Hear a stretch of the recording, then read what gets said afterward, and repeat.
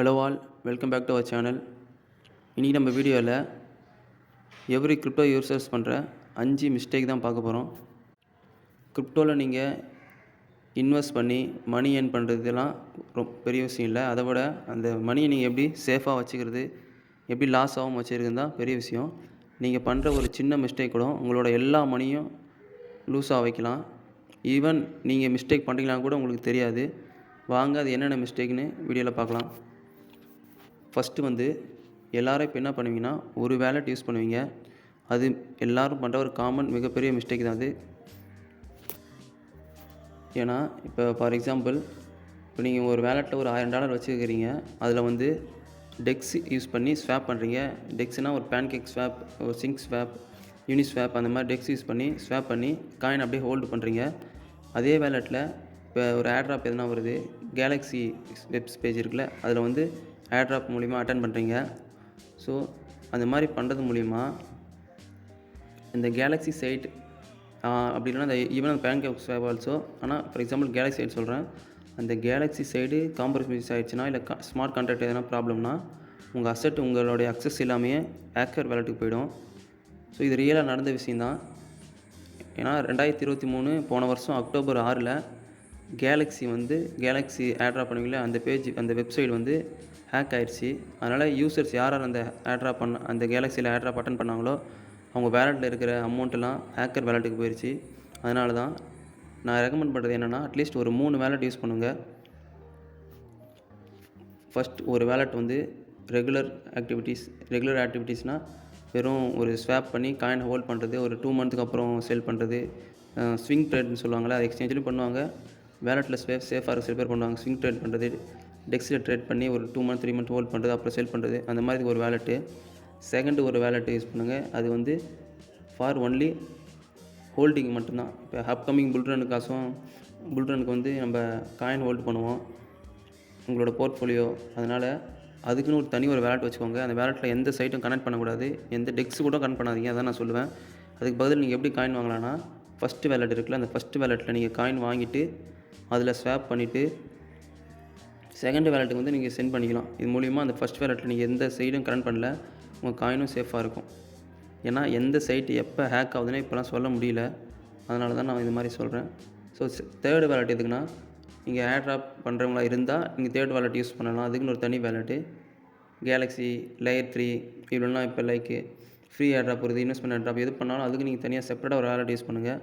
So அதில் அந்த airdrop தேவையான அமௌண்ட்டு மட்டும் ஹோல்ட் பண்ணுங்கள். எக்ஸிஸ்ட்டாக எந்த அமௌண்ட்டும் ஹோல்ட் பண்ணாதீங்க.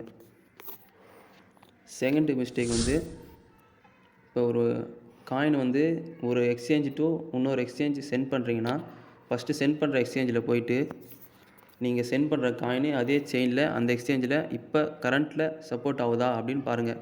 ஏன்னா இப்போ நேற்று அந்த காயின் அந்த எக்ஸ்சேஞ்சில் சப்போர்ட் ஆகிருக்கலாம், இருந்தாலும் இன்றைக்கி அன்அவைலபிள், கன்ஜெக்ஷன் அப்படின்னு காட்டும். அதனால் சென்ட் பண்ணுறதுக்கு முன்னாடி அந்த எக்ஸ்சேஞ்ச் ஒரு வாட்டி நீங்கள் சென்ட் பண்ணுற ரிசீவர் எக்ஸ்சேஞ்சுக்கு போய் ஒரு வாட்டி லாகின் பண்ணி நீங்கள் சென்ட் பண்ணுற காயின் அங்கே சப்போர்ட் ஆகுதா, அந்த செயினே இப்போ சப்போர்ட் ஆகுதா பார்த்துக்கோங்க.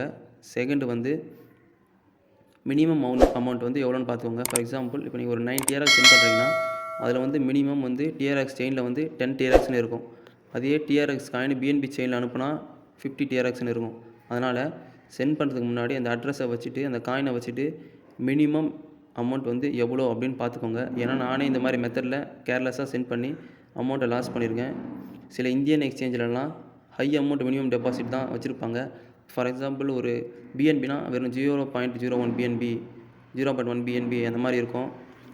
டே பை டே கூட மாற்றுறாங்க சில எக்ஸ்சேஞ்சிலலாம். அதனால் சென்ட் பண்ணுறதுக்கு முன்னாடி அந்த எக்ஸ்சேஞ்சு போய் மினிமம் அமௌண்ட் எவ்வளோன்னு எவ்ரி டைம் சென்ட் பண்ணும்போது செக் பண்ணிவிட்டு சென்ட் பண்ணுங்கள்.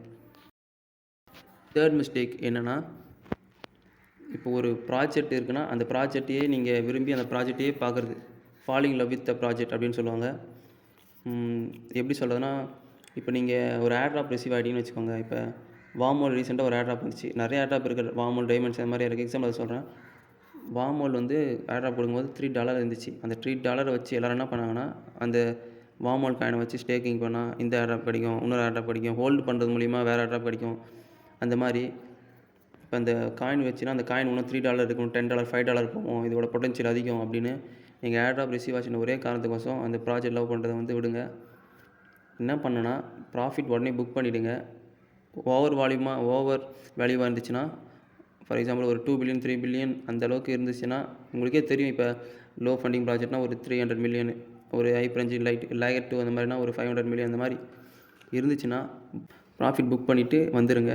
அப்படி இல்லைனா ப்ராஃபிட் புக் பண்ணிவிட்டு லோ ஆச்சுன்னா லோவில் நீங்கள் பை பண்ணி கூட ஹையில் செல் பண்ணலாம். ஸோ இதுதான் நான் ரெக்கமெண்ட் பண்ணுறது. 4th மிஸ்டேக் வந்து stay away from crowds. Even நான் கூட இந்த மிஸ்டேக்கை பண்ணியிருக்கேன்.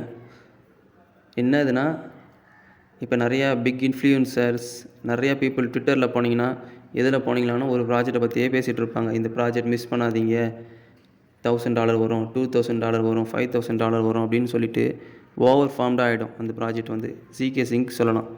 65 மில்லியன் பேர் பண்ணாங்க இந்த ப்ராஜெக்டை. 65 மில்லியன் பண்ணதில் ஜஸ்ட் 6 மில்லியன் பேருக்கு தான் ஏர்ட்ராப் வந்துச்சு. அதுலேயும் 6 மில்லியனில் 10 மில்லியன் வேலெட் வந்து 60% என்னவோ ஏர்ட்ராப் எடுத்துக்கிட்டாங்க. மீதி நம்மளை மாதிரி நார்மல் யூஸருக்கலாம் வெறும் நம்ம கொடுத்த இன்வெஸ்ட்மெண்ட் கூட சில பேர் திரும்பி வரல. சில பேருக்கு நம்மளோட ஃபீஸ் மட்டும் தான் திரும்பி வந்துச்சு. அதனால் ஒரு ப்ராஜெக்டை வந்து நிறைய க்ரௌட் இருக்குன்னா, நிறைய பேர் பண்ணுறாங்கன்னா, அந்த ப்ராஜெக்ட்லேருந்து நம்ம தள்ளி இருக்கிறதே நல்லது. இப்போ எக்ஸாம்பிளுக்கு இப்போ கரண்ட்டில் இருக்கிற ப்ராஜெக்ட்னா ஆம்ஸ்டர் காம்பேட் தான். நோட் காயின் வந்து 3 மில்லியன் பேரும் பண்ணாங்க ஆக்டிவ் யூசர்ஸ். ஆனால் இப்போ நோட் காயினில் பாருங்கள், ஆக்டிவ் யூசர்ஸ் எவ்வளோ பேர் இருக்காங்க? 50 மில்லியன் பேர் ஆக்டிவ் யூசர்ஸ். வந்து மொத்த யூசர்ஸ் வந்து 150 மில்லியன் பேர் இருக்காங்க. நோட் காயின் வந்து 90% வந்து ஏர்ட்ராப் கொடுத்தாங்க. இவங்க வந்து இப்போ 10% 20% தான் சொல்லிட்டு இருக்காங்க. கன்ஃபார்ம் ஆகலை இன்னும். எனவே நோட் காயின் அளவுக்கு ஃபண்டிங்கும் கிடையாது இவங்க ஆம்ஸ்டர் காம்பேட். ஆனால் நிறைய பேர் ஆல்ரெடி பண்ணுறாங்க. அதனால் இந்த ப்ராஜெக்ட்டில் வந்து இந்த மாதிரி ப்ராஜெக்ட்டில் உங்கள் டைம் வேஸ்ட் பண்ணுறதை விடுங்க. நான் என்ன உங்களை ரெக்கமெண்ட் பண்ணுவேன்னா, இப்போ இந்த ப்ராஜெக்ட் ஈவன் 10 மில்லியன் ஃபண்டிங் இருந்தாலும் அதை லோ க்ரௌடாக இருந்துச்சுன்னா அந்த ப்ராஜெக்ட் நீங்கள் பண்ணலாம். பண்ணுறது மூலிமா உங்களுக்கு ஒரு நல்ல ப்ராஃபிட் வரும். இந்த லாஸ்ட் மிஸ்டேக் வந்து ஈவன் இப்போ நீங்கள் அந்த இதை பண்ணுறீங்களான்னு கூட உங்களால் கண்டுபிடிக்க முடியாது. அது என்னென்னா, கிவிங் அன்லிமிட்டெட் அக்சஸ். இப்போ நீங்கள் ஒரு டெக்ஸு இல்லைனா ஏதாவது ஒன்று ஏர்ட்ராப் அட்டன் பண்ணுறீங்க அப்படின்னா, அந்த டெக்ஸில் நீங்கள் காயினை ஸ்வாப் பண்ணும்போது நீங்கள் வந்து அப்ரூவல் கொடுக்கணும். அப்ரூவல் கொடுக்கும்போது என்ன ஆகுனா, அங்கே வந்து அன்லிமிட்டெட் அக்சஸ் அப்படின்னு இருக்கும். நீங்கள் அன்லிமிட்டெட் அக்சஸ் இருக்கும்போது நீங்கள் கன்ஃபார்ம் கொடுத்துட்டு ஸ்வாப் பண்ணிட்டு அப்படியே விட்டு போயிட்டீங்கன்னா, இப்போ என்ன ஆகுனா, அந்த டெக்ஸுக்கு நீங்கள் உங்கள் வேலெட்டில் இப்போ இதுக்கப்புறம் வர காயின் எல்லாமே அந்த இப்போ USDT ஸ்வாப் பண்ணுறீங்கன்னா, USDT BEP20னா USDT BEP20ல் உங்கள் வேலெட்டில் இனிமேல் வர காயின், இதுக்கப்புறம் இருக்கிற காயின், இப்போ இருக்கிற காயின் எல்லாமே அவங்களுக்கு அக்சஸ் கொடுத்துக்கிறீங்க. இது என்ன பண்ணுன்னா, ஸ்வாப் பண்ணும்போது அன்லிமிட்டெட் அக்சஸ் இருக்கும். அதை நீங்கள் எடிட் ஆப்ஷன் கொடுத்து $10 ஸ்வாப் பண்ணிட்டீங்கன்னா, இந்த கரண்ட் $10 நீங்கள் எடிட் பண்ணிவிட்டு ஸ்வாப் கொடுக்கணும்.